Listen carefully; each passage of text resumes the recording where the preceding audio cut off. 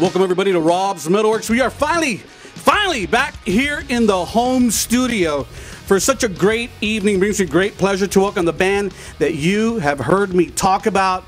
They're here in San Antonio, finally from LA. The band is called Void Vator. Gentlemen, what's up? Welcome to Texas. I know you've been here for a couple of days, but there's no place like San Antonio. So welcome to our beautiful city, and welcome to our humble abode. Thank you, man. Thank you love so San much. Antonio. Love the Alamo. So much to talk about. I mean, first of all, there's going to be people tonight for the first time who are hearing about Void Vator.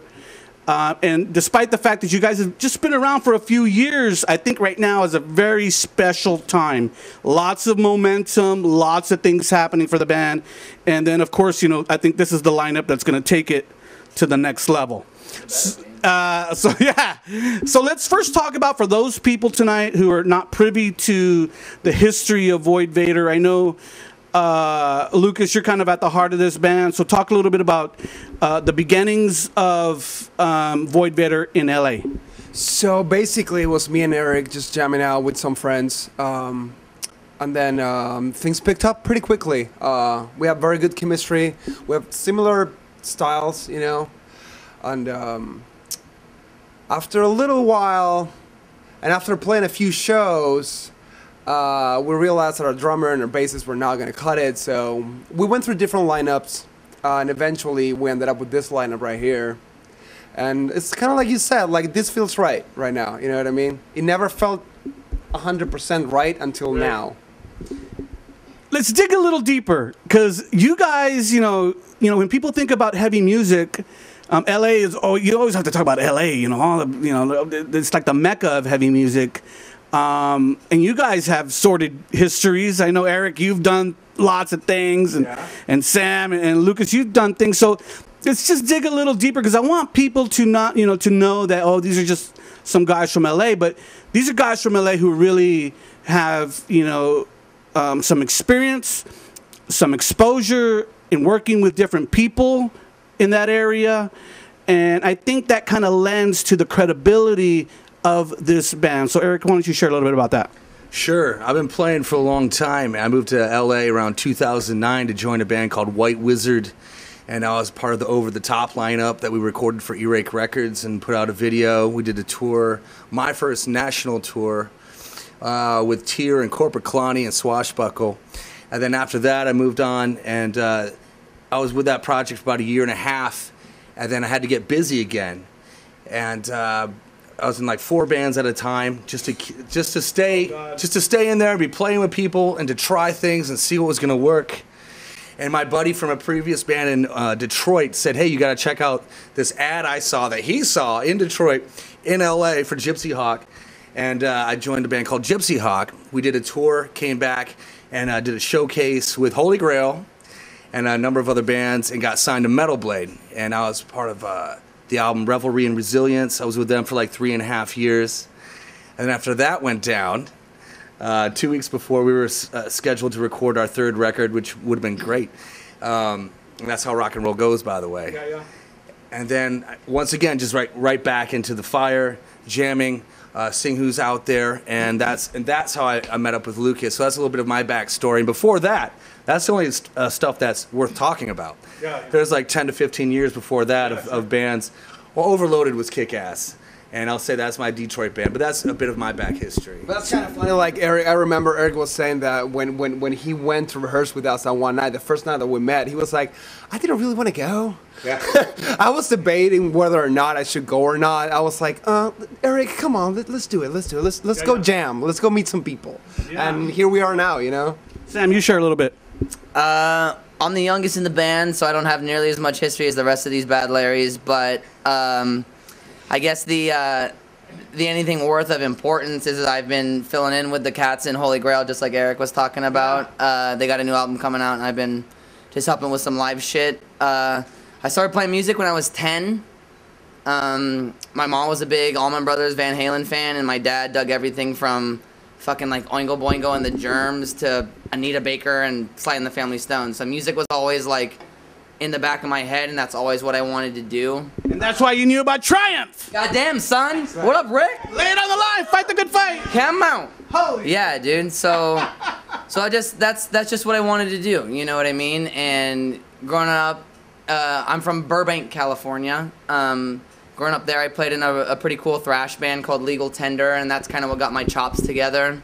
And that band split up, and a year before I joined Void Vator, I joined Void Vator literally a year ago. Perfect. And it worked out, man. Wasn't it through Ulrich? Ulrich suggested Sam, and I was like, I already contacted him, Yeah, 'cause Ulrich but the wanted to timing work out wasn't together. right. Let's talk a little bit about Ulrich because he's kind of like Not kind of. he's been very intricate in the development of this band. He also does that studio, right? Well, his studio, The Wilderness. Yeah. And he's right here in L.A. You know, he actually was interested in producing Gypsy Hawk's third record, and that's how I got to know him. And we kept in touch, and we started playing around, and Ulrich came out to our shows and expressed interest. It was basically... He does the record label too, right? Yeah, he has his record label, Warm Group. But he came to our first show. The first show we ever played. We played upstairs at the Rainbow. And he came to that show. And then he kept coming to our shows. And eventually, after 2-3 shows, he was like, I want to produce you guys. And that's when I was like, well, yeah, but we need a new drummer and a new bass player. He's got this ear, man. He's got this ear that can kind of like, not necessarily diamond in the, well, I mean, yeah, he can see a diamond in the rough, but he's just got. If he can see potential with that lineup, then he definitely can see a diamond in the rough. Yeah, but he's just got this ear for like everything. That's just like, and he's so mellow. He's like, to have worked with all these bands that are not mellow at all, Pantera and White Zombie he's a and fucking Jedi, dude. Body Count and fucking Static X and all these cats, man, you know? So, and to be like cool, calm, and collected in the middle of all this chaos, it's like, it's so respectable to be like, Ulrich, he's just a badass. He's a Jedi. He is a Jedi, man. He's a Jedi. He's a Jedi in the wilderness, dude. He always likes to break the rules. Hell So yeah. whatever you're used to doing, he's going to suggest that you do the opposite Right. Get in out the of studio your just to comfort try zone. it. But it's cool about it. If it doesn't work, it doesn't work. No pressure here. And that's what happened. Just for example, I've always used this Marshall amp to record all the rhythm tracks for my bands. Oh, okay.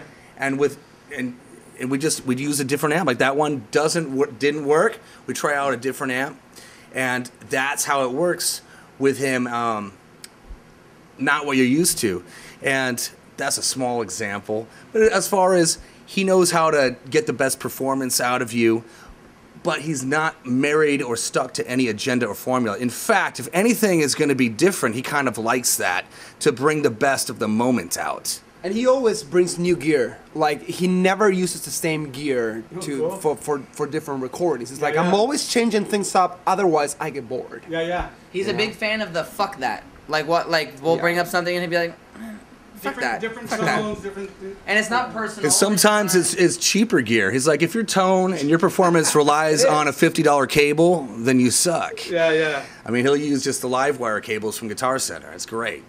Before we move on, though, I think I would also be remiss not to talk about Herman and Lucas's background. I mean, you guys are transplants from Uruguay. Yeah. Oh, got the accent right. And I don't even have it right yet. They make fun of me all the time. I'm trying, but I don't got it yet. Sam, I'm Mexican.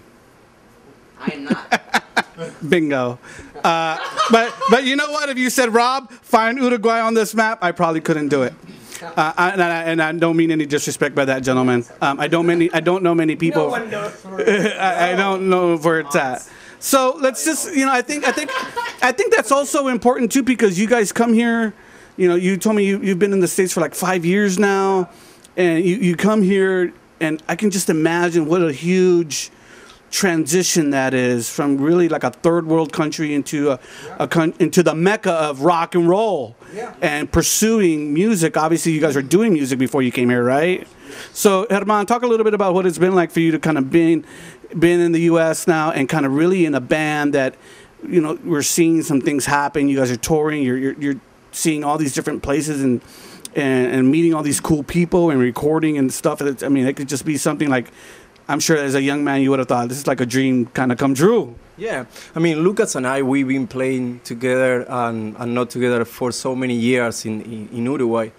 But, you know, it's like we always wanted something more. You wanted to be, on, you know, there with the real bands and do something really big worldwide. Right. But, you know, that was We knew that there was a very low ceiling back home. We got then in some moment, like so many years, we were like, okay, this is not going anywhere, Right. you know? We can try as hard. And then we kind of start to talk about it. We were playing in a band together. We were a trio, and we were like, okay, we need to go.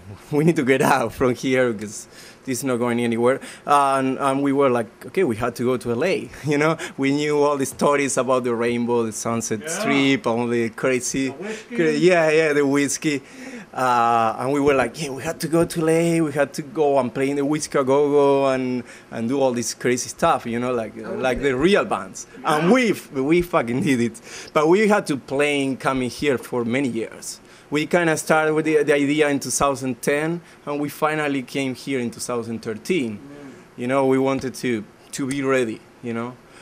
And it was great. It was so much fun. It was crazy. I think that's a beautiful, beautiful story because I can imagine how many countless other people like you have those aspirations and it doesn't happen. You gotta have the balls to make it happen. You know what I mean? Like when we were here first, we had a fucking Mustang and we were sleeping in it. 3 dudes sleeping in a Mustang. Right? That's how I met my wife. She was like, you guys cannot sleep there. Come to my apartment. Nice. And that's how I met her. She was cooking breakfast and I'm like, I like her. What's up, my love? There you go. Okay, let's move forward because we have lots to talk about. And now let's talk about Dehumanized. I fucking love this EP. I've been jamming to it for months now, thanks to my man Lucas, who sent me a copy last year. And, you know, sometimes I get inundated with stuff. And, you know, you were so enthusiastic about your music. And I said, let me throw this on and just really give it a good listen. And I love your vox, man. You're a fucking great singer, dude. I love your vocals. And I think they're like at the forefront for a reason. Dehumanized is the debut. So let's talk a little bit about what fans can expect because people are going to see the artwork tonight and want to pick it up. Let's tell them about what they can expect from Dehumanized. So let's first start about what we're delivering musically. What would you say what Void Vator is musically? I think you can answer that better than me. It's a breath of fresh air, man. It's different. I don't mean to cut you off, Eve, but it's this. I mean, coming from the new guy that like had to hear it before joining the band, because I'm not on the album, I'm not on the record. It's a breath of fresh air, man. It kicks you in the dick. It makes you feel like there's hope, man. You know, like that's what I heard when I first heard it, and Eric sent me the tunes and was like, this shit's real. Like, this shit's not going anywhere. Yeah, you know what I mean? When we were writing the songs, we were not trying to sound like anyone else. We were not trying to subscribe to any subgenres. Like, that happens a lot in metal, as you know. You know what I mean? Like, a lot of bands, they play it safe. You can play it safe. You can play a specific genre of metal. You can play doom. You can play death metal or whatever. There's a formula to it. If you follow the formula, it'll sound like it. You know what I mean? But we wanted to have something different because all the bands that I love, when they first came out, they didn't sound like anyone else. So that's what we wanted for this band. But it's got to be organic. You can't force that. Right. So it's kind of tricky. It's hard. How do you do that? Right, You know what I mean? right. You got to open yourself up, drink some beers, smoke some weed, and write some songs without thinking too much about it, without trying too hard. Well, one thing about it, there's too many death metal bands. And the problem is that death metal was an extreme part of the everything, honestly. Right. There's too much content. death metal was an extreme part of the genre, but what's happened is it's taken over and become metal, the entire genre. Yeah. Now that does turn off the majority of people and of regular people, but what I'm getting at, there's we could do that all day long, and we have some elements of heaviness, and we love heaviness, but we don't want to be, we don't want to prove ourselves with our heaviness. Right. Lucas is a songwriter. He's a shredder and can shred for days. I can play guitar. Everyone here can play their instrument, but we're not out to prove. That's not the emphasis of the music. It's about the song. Yeah. It is about the song. Because but you can play an instrument to fulfill your ego, you know, to feel good about yourself. I can fucking shred. Yeah. Check me out. You know what I mean? But our attitude is more like, we want you to dig this. We want to move you. We want to grab you by the guts and go. That's what we're all about. It has to be intelligible. When you hear it, it doesn't just sound like noise. What's also really unique about this genre is we have 3 generations. I'm the elder, Herman and Lucas are in the middle, and Sam's the youngest. Yeah. And so we do tie all of this together. And I think organically the chemistry does make it. I bring my element to polish. I'm from Detroit. I grew up, I remember when Entombed Wolverine Blues came out, and I saw them in Grand Rapids, Michigan, and I can bring that to the table. And Lucas and Herman are like just super like techno shred wizards, and have a bastion of melody and beauty. And yeah. Sam is he's a modern Hesher, and he's just came up and that's unique in itself. And he likes metalcore and a lot of the the young metal or younger metal. He's like an old soul for his age. But you're absolutely right where he grew up, and he knows all about that scene as well. And you put this together, normally, quite honestly, it would never work. I remember looking for bands, and if you've been in the scene too, must be, it depends on your age, you know, 18 to 22, then it's 22 to 27, et cetera, et cetera. Yeah. So it's a bit unique, but at the end of the day, there's not this like ultra macho bravado. That just happens. You know, like the music has balls and heaviness to it without trying. That is just a part of the game. In fact, if anything, we might have to like tone it down. Like sometimes we're like, we don't want to go that hard there. That's not necessary. So we stand out because we're not like a lot of the LA bands. It's like you either have to be thrash death or glam sleaze. If you don't fit into a genre. It's one of those two. And it's so funny because it's so funny you say that because I think you guys are just like right in the middle between that. We can hang. We played with heavier bands. We played with glammier bands. Yeah. And that's what's kind of weird, like, because we don't describe ourselves as a metal band because of what Eric said. Like, when you say metal now, you think of death metal, you think of... right? You think of that. But if you think of Iron Maiden, we're a heavier band than Iron Maiden. You know what I mean? And they're heavy metal, so I guess we are too. You know what I'm saying? Yeah. But the genre, that's where it gets confusing. And to a regular person now, when you ask them what heavy metal is, it's exactly what they say. Yeah. It's just extreme grindcore, brutal death. And by the way, and we love that. We have friends in that genre all over the world. But we're not civilians. We're not the norm. You know what I mean? But what we're saying, we get it. We get it. But I do feel like that's one of the biggest things that's been lacking, because to be metal, you got to just fly this flag to impress everyone of being. They're trying too hard, in my opinion. Brutal. Dude, that's been capped. And that's the thing. I mean, people think like, oh, you're not good unless you're like super, super heavy, and that's not it. It's true, man. I mean, like that. There comes a point. Like if you listen to Refaced by Black Dahlia Murder, I don't know how you can get any heavier than that. Like that shit's just like Trevor's scream during that breakdown is like out of control. So there comes a point where it's like that. It doesn't. Yeah, it's just good tunes, man. Like that's what it is. That's why our music comes across the way it is because we're just into like a bunch of different shit, and good music is good music. And this lineup specifically, like the 4 of us getting together and jamming, there's so many different things that come out of it, and it gets my dick hard every fucking time.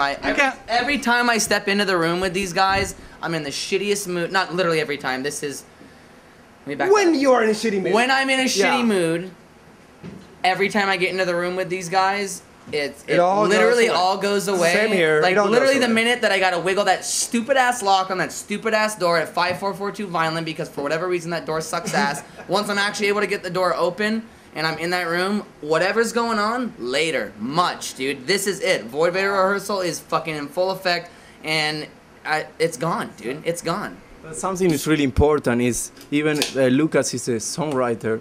he leave us space to do whatever we want. You know, some guys, they come with idea. They come with idea and they have it all planned. And you have to play what they want. Right. Then, like, it's like it's That's true. following That's a good his point. idea. And in this band, like, we really do whatever we Yeah, want. it's not a solo project. It's really important to have people. You need to trust the people you play with. It's like I wrote the song, and I know that you guys can, add something to it that is going to actually make it better. Yeah. Because I could come up with a bass line, I could come up with a guitar arrangement, I could even come up with a drum arrangement, but I don't want to because the things that I would be able to come up with are not going to be as good or different than what this guy's can come up with. Right. And that makes it better. It challenges us That too, makes it to where every single member in this band is absolutely irreplaceable. If you replace any of these guys, the band will sound different. Right. Because we're all a part of the writing process. And when we rehearse a lot. We rehearse a whole bunch. And we're not one of those bands that the guy comes in with a song and it's like, oh, I wrote it down for you. Play That's this a shit. real LA thing. Some bands That's are like a that. real They're LA studio thing. bands. They trade files over the internet. They don't get together live. We get together, like we're right now, we're drinking beers, we're smoking cigarettes, we're jamming together, we're trying things out, and we do this 2 to 3 times a week. We get together and we write and we write and we write and we play together and we try different things. We toss ideas out if they don't work, but we put in the hours. It takes a lot of time, Takes time. but the end result is legitimate. It's fucking real. We're a real band. We hang out with it. We hang out together. Me and Sam go skating, and we go drinking, and then we go rehearse. You know what I'm saying? I will say one important thing about it is if you have never heard the band before, and even if you're not a die-hard metal fan, and you hear Void Vator, you're not going to be instantly turned away. You're going to be intrigued. You're going to give it a shot, and you're going to recognize it as music. That's very important to us. Do you know what I'm talking about? Where sometimes you just have to be a super fan of the band to even understand what's going on live. You can never hear us before, and it's music, and it is still heavy. So you get these people, and some of them aren't metalheads, and they'll start kind of acting a little bit strange, like they don't even know how to rock out, but they'll start rocking out, like El Paso. We had a guy in Vegas doing jumping jacks. He literally was doing jumping jacks while we were playing. It was awesome. Workout music. Something, dude. Something. Let's move to the technical side now. Technically, share with the people how many tracks. Talk a little bit about the recording process, because obviously you did it at with Ulrich and at Wormwood. Is that what it's called? Warm Group. Warm The Group. label is Warm Group. Yeah. The studio is The Wilderness. That's right. Yeah. So talk a little bit about technically about that, like what the fans can expect if they go buy the EP now. Well, it's a very organically done EP. There's 5 songs in the EP because it's our first release. So we figure let's put this out and see how we do. That's the way Ulrich works. It's very organic. Even the last time we recorded, we didn't even use a click track. We was just me and her mom That playing was pretty together. cool. You know what I That mean? was a Sick. part of Old school. no rules. But that was one of those things too, where Ulrich was just like, we tried it with the click and it kind of wasn't working out, and we tried to do a track with Herman on drums, no click, and that felt so much better. And he said, "Fuck it, you know, If it feels better, fuck a click track." then it's better. You know what I'm saying? And that's what you mean by organic. It's like it's not so thought out. It's like let's just roll with it. Let's just roll with it. And we were playing together, and like the first take is kind of rough. The second take is better. The third one's really good. The fourth one's great. The fifth one, that's it. You know what I mean? And that's how you do it. And then you build on that. It's a testament to Herman's pocket, honestly. Like if you don't need to have a click, and Herman is that fucking rock solid that it's like he's one of the easiest drummers to play with. Not because it's just easy to like these tunes are easy to play, but it's like I know right where that one is. I know right where that hit's supposed to be. He's the loudest motherfucker ever. Herman! Herman! Hey, real quick. Herman of death! Herman of death. So, but one thing is, it's very typical in modern recording where it's done very fast. And that doesn't mean it's rushed, but that's reality, and you have to have the songs down. We know what we're doing when we get there, and he might have a suggestion to try out, but it's very simple. We run through the tunes a number of times, he selects the best performance, and it's out. And so it's not like the old days when maybe people were. Yeah. But real. I thought that was cool. But real fast, we did do the first EP with a click, which we're cool with that too. We can do it anyway. Because it sounded good that way. That worked that way. Whatever works. Yeah, but There's no right or wrong way.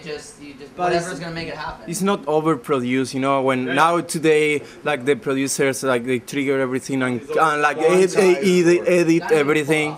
You know, you play the chorus one time and Better then be able to pull it off live. That's what Yeah. I'm saying, you know. you know. And I saw the video that chick posted from Las Vegas, and I heard the live, and it sounded just like the record. Right on. Well, great. I was like, "Fuck yeah!" No, we don't, and that's another thing that we do. A lot of bands like play with a whole bunch of backing tracks. They put like vocals on backing tracks, guitars, all sorts of shit. We are live. We play live. We don't do any of that.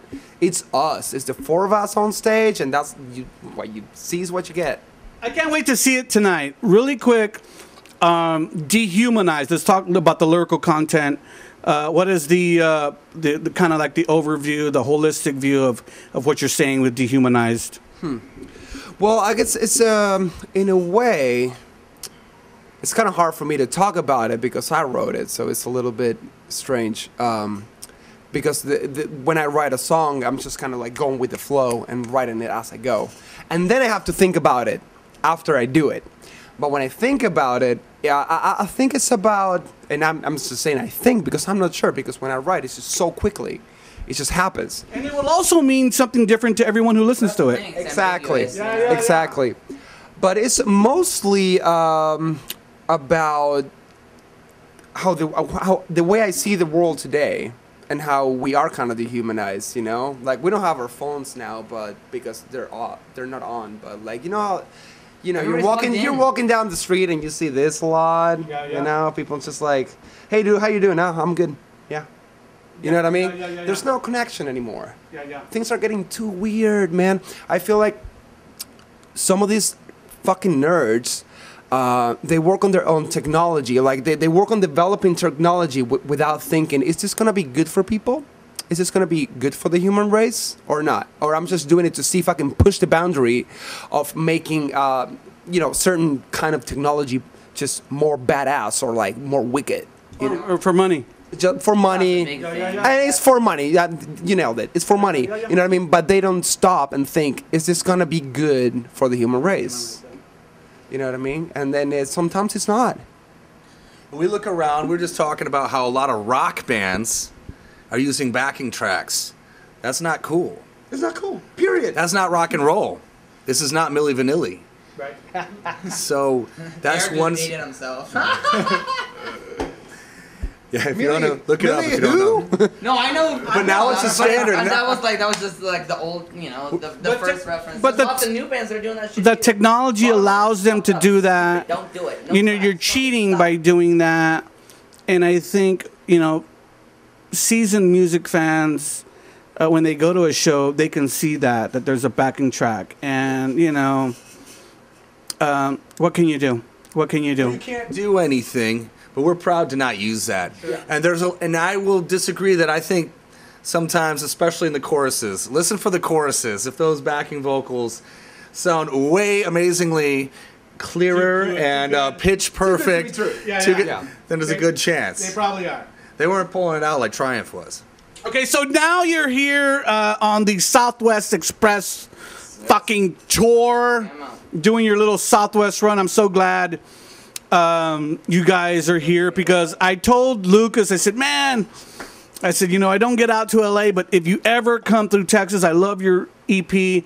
We will fucking interview. So I'm so glad when I saw that you guys were touring, I'm like, oh, fuck, they're going to be in San Antonio. Yeah. And I was about to email Lucas, and then Sam hit me up. I was like, we're on it. And so I'm glad that we're able to do this. Obviously, there's people out there who are coming on to Void Vator. They don't know about the band.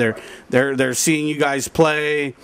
What are you seeing in their faces? Are they like, oh fuck, or what are you seeing after the show when they come up to you and talk to you? While we're playing, what I see and I really like that is that people are focused. They're not distracted. They're watching. They're like, holy shit. throughout the whole set, and that's awesome. That feels good. That means that they're like, there's something here. There's something going on. They got it. There's something special here. And you can feel it in the air. It's all about the energy that you feel from the audience, and then you give it back, and it's like. The tour set's almost an hour, so the fact that everybody like sticks around, you know what I'm saying? Like, you guys are playing. I mean, obviously, there's 5 songs on Dehumanized. Those 5 songs are not an hour, so you guys are playing like older stuff. Shit that we're playing, and we got a little Texas surprise, baby. Woo! Come on, you'll see. We're gonna talk about that. So they're digging it. I can't wait to see you guys play tonight. And people out there, before we move on from Dehumanized, go out there, be sure to look for the EP. Again, it is called Dehumanized. It's out on all social media outlets, all music outlets. Go to the band's page, like them, and fucking pick it up and jam it tonight after you see this interview. So summer's about to end already. I can't believe it. What do you guys have planned for the fall? More playing.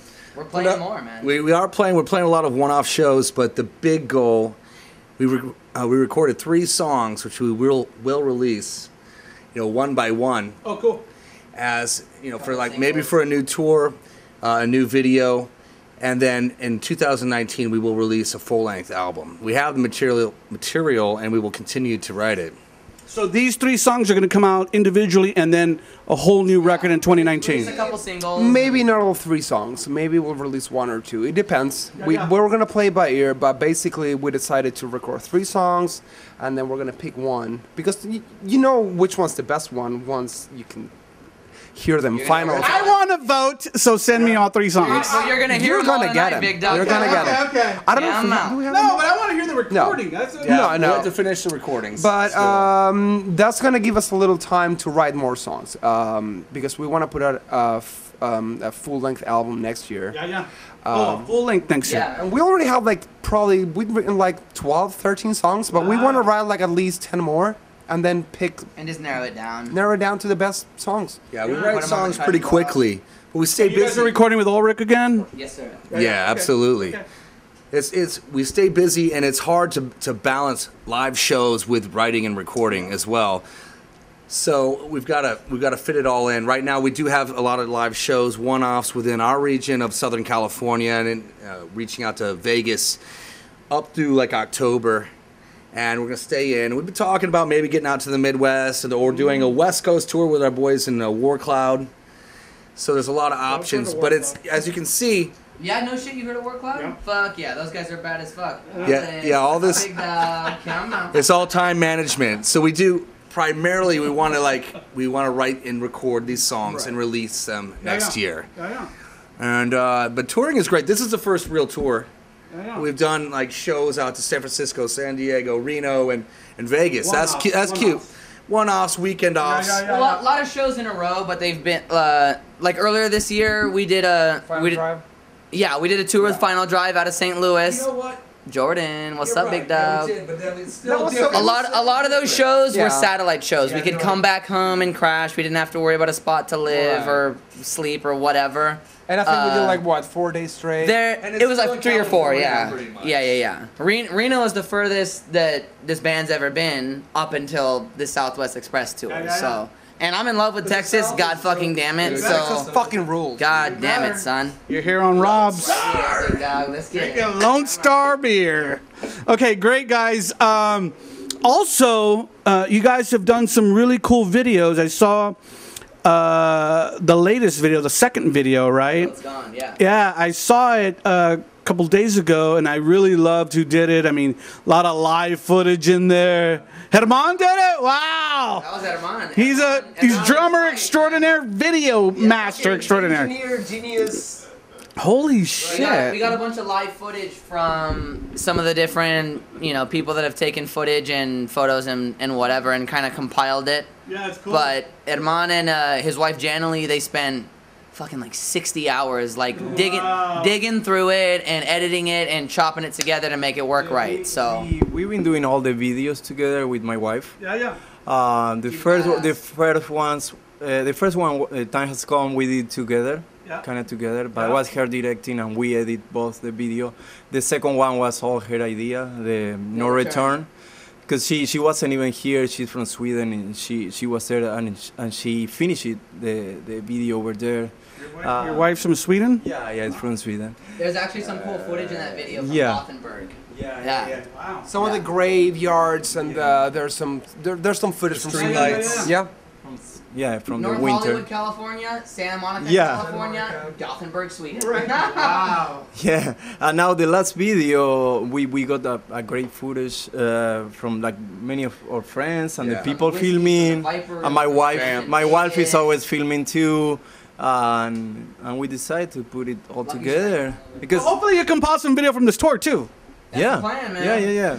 I'll shoot you guys some stuff, whatever I shoot Plan, tonight. let's get it. Shoot some footage. Lucas Yeah. took a good slam at the skate park earlier. Maybe we'll throw that in there too. Yeah. You got your boy David over here supporting, man. Great guy. Big Dave. Big Dave. Yeah, man. Dave. I love David, man.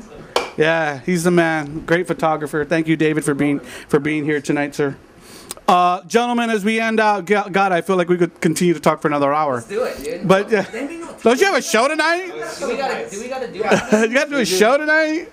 Maybe not. Okay, so It's 8:50. We got a jet. yeah. Anything that we've missed? Anything that I was remiss to talk about? Or anything we should share with people out there around the world who we see this interview? We're here, man. We're fucking here. We're doing this shit like no bullshit. You know what I'm saying? Like, we're getting in the van. We're doing it. We're bringing it to where it needs to be. This isn't amateur hour, man. We live and breathe this shit. You know what I'm saying? Like, this is not for anybody else other than us and the people that are into it. You know what I mean? There's not a bigger play other than this music needs to be heard by people, and we're trying to just.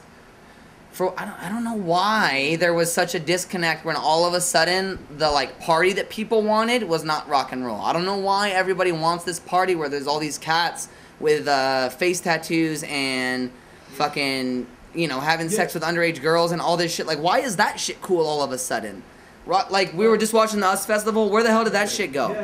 I'm not trying to relive the glory days, but that's what's going. That's it, man. That's human nature. That's what it is. Fuck. Something is great. We are not forcing anything. We are making the music we want to hear, and we are like even how we dress. We dress when we play a show. We are dressing the same. We are using the same clothes we use every day. We are not trying to look like someone else or Same anything. people We that are just listening to us, it. and our music is us, and we look like us. I think that's very important. I would say, if any of you like this music, check it out after the podcast interview, video interview. But what we really need is support. So if you like it, obviously it'd be great if you could help us out and buy a shirt. But if you can't, what we really appreciate, spread the word, give a like, leave a comment on social media. And it's surprising how powerful that is nowadays. Just likes, views, comments, shares, and be a part of this entire process, because you can be. That's what's so exciting about it. You can come right in at ground level with us and bands like us and our friends and great talent and be a part of this entire thing, just like we are. It's time for some new music, man. It's all about relationships That's it. and the love of heavy music. Gentlemen, I can't tell you what a great interview this has been. It's been a very long one, but it hasn't seemed like it's very long. Thank you so much, each of you, for fucking giving so much and talking. I just let you guys roll with it, man, and I love it. And I'm not gonna cut any of it out. I'm gonna let all of Sam's shit talking on here. It's all good. Okay, gentlemen, thank you so much. Anything you want to say to your fans, people out there around the world who will see this interview? The Void Vatos. You guys are crazy. Garrett, Fallen Sons, what's up, dude? You guys are the baddest. You guys are the reason we do this shit, man. Come to the shows. Come out. Come check it out. Get off your couch. Get off your fucking phone. Yeah. Come have some fun. Let's have some fun, man. Let's pound some fucking beers together. It's fun, I promise. Oh, you're drinking Lone Star, baby, in Texas. Stop. Yeah. Don't be a civilian. Be a rocker. They say everything. Remember Remember, remember everyone out there. Geez, how can you forget this boisterous group of metal musicians from LA? They are called Void Vator. The new one is called Dehumanized. You saw them only right here on Rob's MetalWorks.